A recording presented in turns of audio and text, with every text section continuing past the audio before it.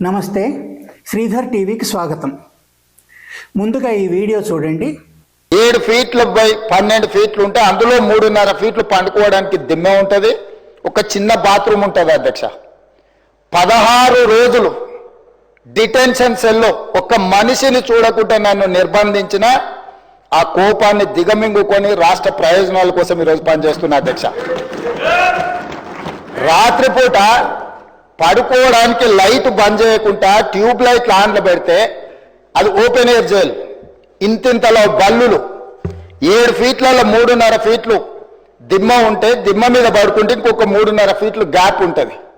లైట్లు బంద్ చేయకుండా లైట్లు ఓపెన్ పెడితే అధ్యక్ష ఇంతింతలో బల్లులు 20-30 పైన ట్యూబ్ లైట్ ముందు పురుగులు తిరుగుతుంటే అది ఓపెన్ ఎయిర్ జైలు కాబట్టి పురుగులు వస్తే పురుగులను తినడానికి బల్లులు పరిగెత్తుతుంటే ఏ ఒక్క రోజు రాత్రి కూడా పడుకోకుండా మేల్కతో కూర్చున్న అధ్యక్ష. చూశారు కదా, తెలంగాణ ముఖ్యమంత్రి రేవంత్ రెడ్డి తను ఎంపీగా ఉన్నప్పుడు జైల్లో ఉన్న నాటి సంగతులన్నీ, అంటే దుర్భరమైన పరిస్థితులు అసెంబ్లీ సాక్షిగా కళ్ళకు కట్టారు. అక్కడ ఆయనకిచ్చింది 7x12 అడుగుల గది అట, చిన్న గది, బాగా సన్నగా ఉండే గది. తర్వాత ఏమో బయటికి వెళ్ళడానికి లేదు, దాంట్లోనే ఉండాలి రాత్రంతా. టాయిలెట్ కూడా బయటకు కనిపించేటట్టు ఉండేదట.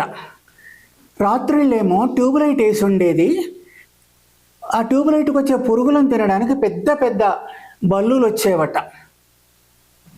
ఇట్లా చాలా దుర్భరంగా ఉండేది. ఆయన చెప్తుంటే అనిపిస్తుంది ఇంత దుర్భరంగా ఉందని. అయితే ఎంపీ గారికే అంత దుర్భరంగా ఉన్నట్టయితే సాధారణ ఖైదీల పరిస్థితి ఏమిటి?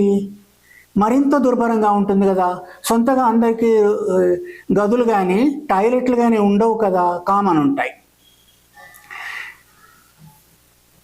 జైళ్ళల్లో ఉండే వాళ్ళకు కూడా, అంటే ఖైదీలకు కూడా మానవ హక్కులు ఉంటాయి.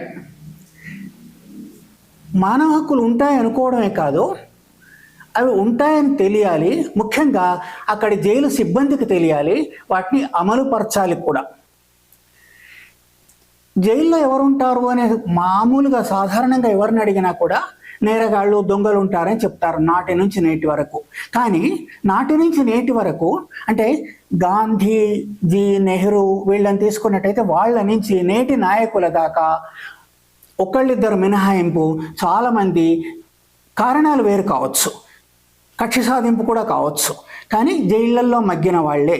వారే కాదు, ఇంకా చాలామంది అమాయకులు జైళ్ళల్లో ఉంటారు.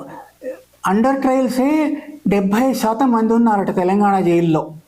అంటే అటు కేసు తేలకుండా కోర్టుల చుట్టూ తిరుగుతూ, అసలు వాళ్లకు తక్కువ 2-3 నెలల జైల్లో శిక్ష పడే వాళ్ళు కూడా అట్లాగే సంవత్సరాలు మగ్గుతున్నారు జైళ్లలోనే.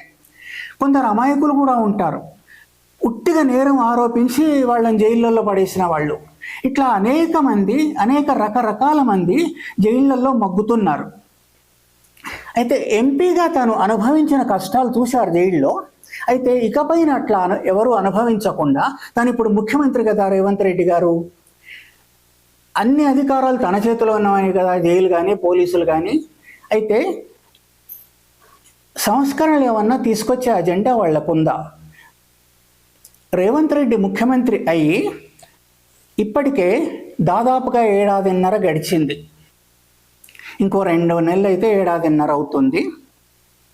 ఈ 1.5లో జైలులో సంస్కరణలకు, ఆ దుర్భర పరిస్థితుల నుంచి మిగతా వాళ్లను బయటపడేసే పనులు ఏమన్నా చేపట్టారా?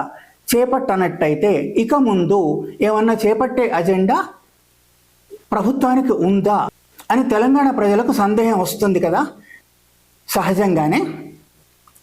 ఏదేమైనా ఇప్పటికైనా అన్ని జైళ్లల్లో, తెలంగాణ రాష్ట్రంలో ఉన్న అన్ని జైళ్లల్లో, ఎందుకంటే తన అధీనంలో ఉండేవి తెలంగాణ రాష్ట్రంలోనివే, అన్ని జైళ్లల్లో సత్వరమైన సంస్కరణలు తీసుకొచ్చి, నిజానికి చూసినట్టయితే మొత్తం భారతదేశంలో తెలంగాణ జైళ్ళు మెరుగట. ఆ మెరుగు ఉన్న జైళ్ళు ఇంత దుర్భరంగా ఉంటే మెరుగ్గా లేని జైళ్ళు ఎట్లా ఉంటాయి? వాటిపైన మరో వీడియో చేసుకుందాం. కానీ సత్వరమైన సంస్కరణలు తీసుకొచ్చి అక్కడ మగ్గుతున్న వాళ్ళ పరిస్థితులు గమనించి వాళ్లకు మంచి జీవితాన్ని ఇచ్చే ప్రయత్నం చేస్తారని ఆశిద్దాం. స్కూళ్ళు ఉన్నట్టుగా కాలేజీలు ఉన్నట్టుగా ఎక్కువ సంఖ్యలో జైళ్ళు ఉండవు కదా, కొన్నే ఉంటాయి.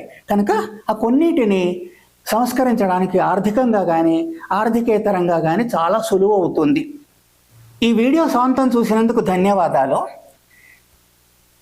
మన ఈ ఛానల్ను తప్పనిసరిగా సబ్స్క్రైబ్ చేసి మీ అభిప్రాయాలను కూడా నిర్మోహమాటంగా రాసి లైక్ చేస్తారని ఆశిస్తున్నాను. ధన్యవాదాలు మరొకసారి.